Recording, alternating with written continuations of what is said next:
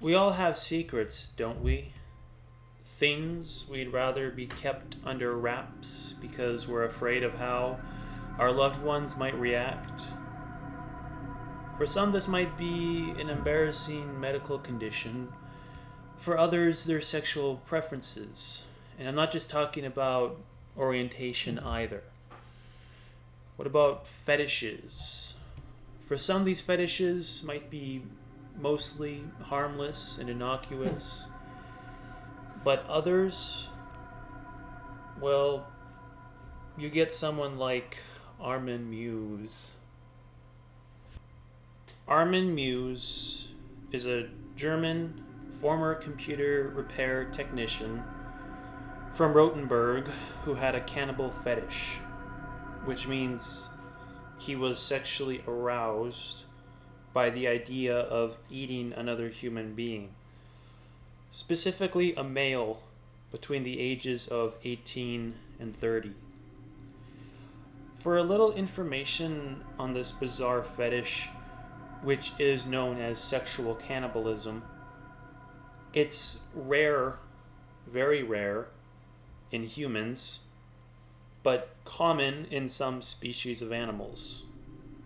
I don't know if that's weirder, that animals are sexually aroused by eating each other, or humans. So Armin, he had this little fantasy, shall we say, for quite some time. Since he was a child, in fact.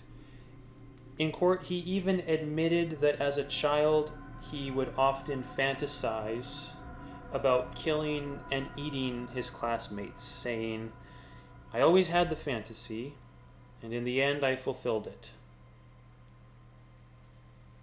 That you did, Armin. That you did. I guess the idea of seeking therapy never occurred to him. Or if it did, he just dismissed it.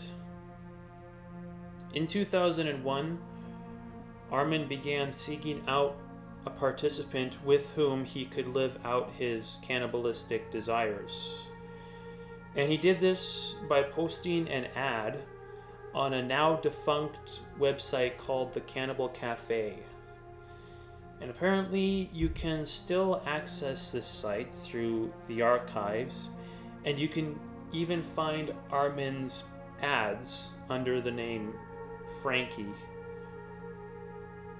The ad read, "I'm looking for a well-built 18 to 30-year-old to be slaughtered and then consumed." Very blunt, Armin.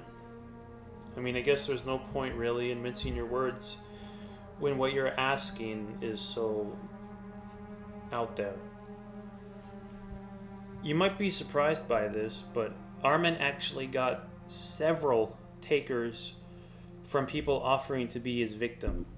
And we can only speculate as to whether or not these offers were genuine, but I wouldn't be surprised considering how this story ends. Ultimately, though, all of these people ended up recanting their offers, which Armin was cool with.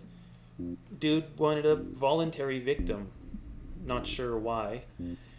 Maybe it was part of the fetish, or maybe he thought that if he got caught, he wouldn't be charged for murder because it was consensual. Or maybe it was so that he wouldn't feel bad. He could convince himself that it wasn't murder. Whatever the case, Armin eventually found a guy willing to be his victim. Bernd Brands, a microelectronics engineer from Berlin. Brands also had a cannibalism fetish, but for him it was the other way around. He wanted to be the one to be eaten. Make of that what you will. After some back and forth correspondence, idle chit chat, the pair decided to meet up at Armin's residence in Rothenburg, Germany, on the 9th of March. So the date of the big day rolls around, and sure enough, the pair met up at Armin's home and the festivities began. The pair decided to make a videotape of their encounter, which is just not a good idea ever. I mean, killers do this a lot, you'll notice. They make videos and take pictures of their crimes so that later they can look back and kind of reminisce and relive the moment. And I get why they do it, but if you're going to do something illegal, it might not be a good idea to leave behind physical evidence like a picture or video. In total, the tape amounted to about 4 hours of footage.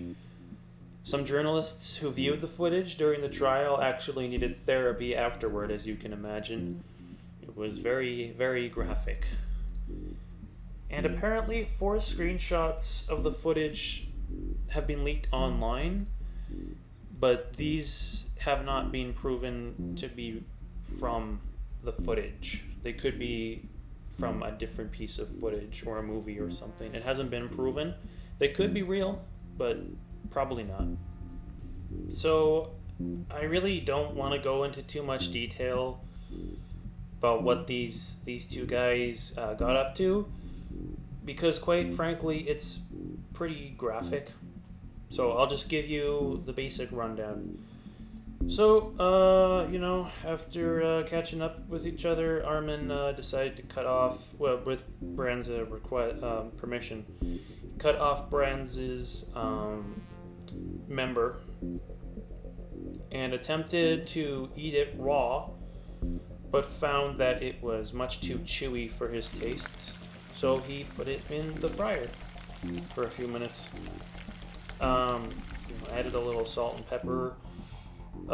Turns out he accidentally burnt it, so he decided to chop it up and give it to his dog. And by now, Mr. Brands was bleeding out pretty extensively, so Armin ran him a bath and was kind enough to supply some alcohol and painkillers to help ease the pain. Armin then read a Star Trek book while he waited for Brands to die. But 3 hours later, Brands was still alive. So Armin took a knife and, after kissing him gently on the forehead, stabbed him in the throat with it. So Brands was dead, but killing him was only part of the fantasy. Armin proceeded to hang Brands' body upside down on a meat hook in a room that he had prepared beforehand. It was like this specially made room where he had like a meat hook and all these appliances that he would need for what came next. He then cut and cleaned and packaged little pieces of Brands and put them in his freezer. Over the course of the next 10 months until his arrest in December, Armin would consume an estimated 20 kilograms of Brands' flesh. And supposedly, he even gave some of it to his neighbors and friends, which, Armin, you stifled me till now, but giving human flesh to unsuspecting people to eat, you crossed the line. Armin was eventually arrested in December of 2002, almost a year after killing Brands.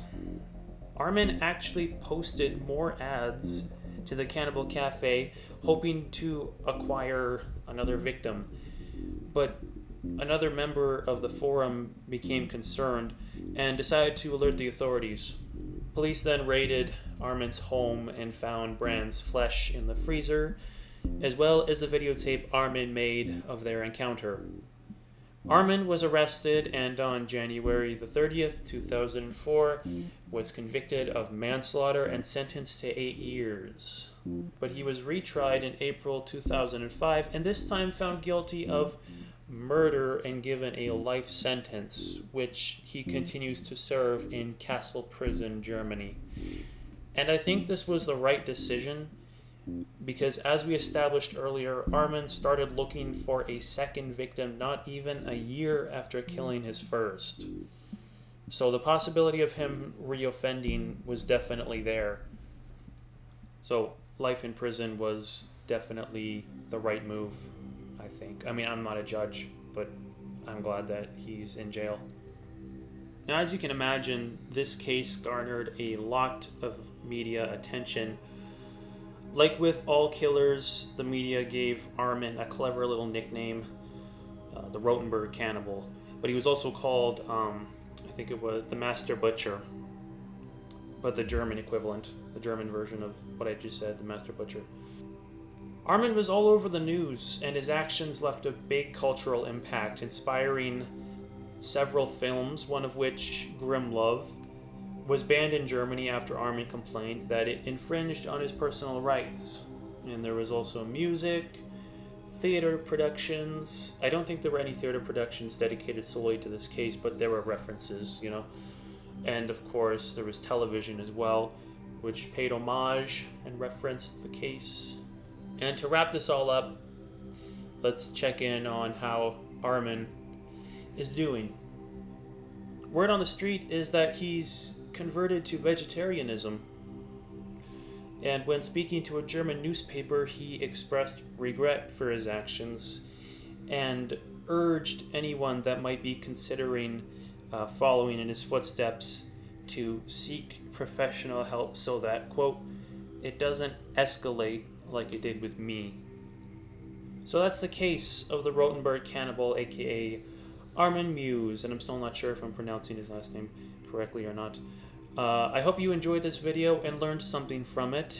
If you like, you can check out some of our other videos or subscribe, as I am planning on uploading more content soon. Until then, this has been Everything Cryptic. Thank you for stopping by. God bless, and have a great rest of your day.